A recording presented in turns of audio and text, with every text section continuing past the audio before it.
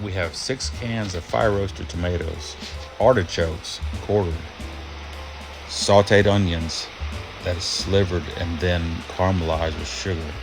Then we have the yellow squash, the zucchini, all drizzled with olive oil and garlic, and stir occasionally till it's well sauteed. And then after the saute is finished, go ahead and add to the tomato mixture. Add salt to taste in the tomato mixture. Everyone's different on the salt.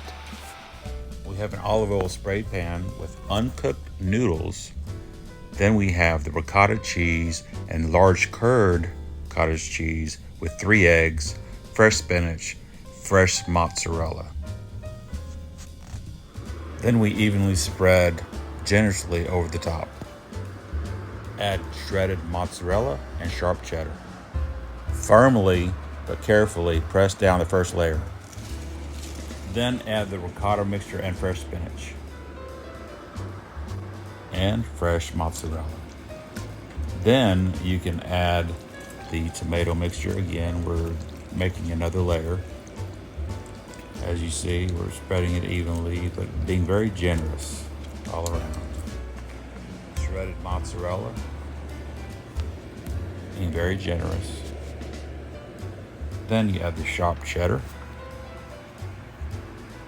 And then after this, we're going to add another layer of noodles, uncooked. Do not have to cook noodles because they boil in the process of the baking. So you never have to boil the noodles. Another advantage of not boiling the noodles is you can spread the ricotta mixture on the noodles. You can't do that if the noodles are boiled. So that's an advantage. And trust me, you don't need to boil the noodles. It will take care of that process through the baking. So I added another layer of fresh mozzarella and spinach. Then we have the tomato mixture with the vegetables.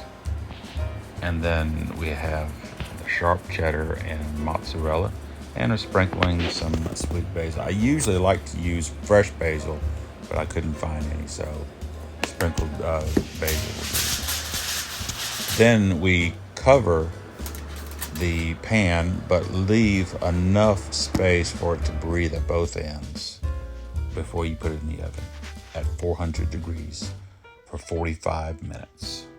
So after 45 minutes, you're going to remove the foil and then put it in the oven again for another 15 minutes, uncovered, so that the liquid can evaporate.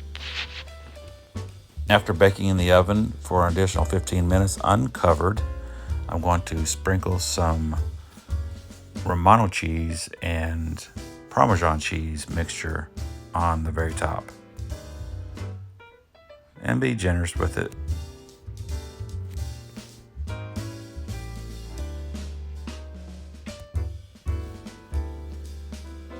So after you sprinkle the cheese, you select broil and stay there at the oven and look.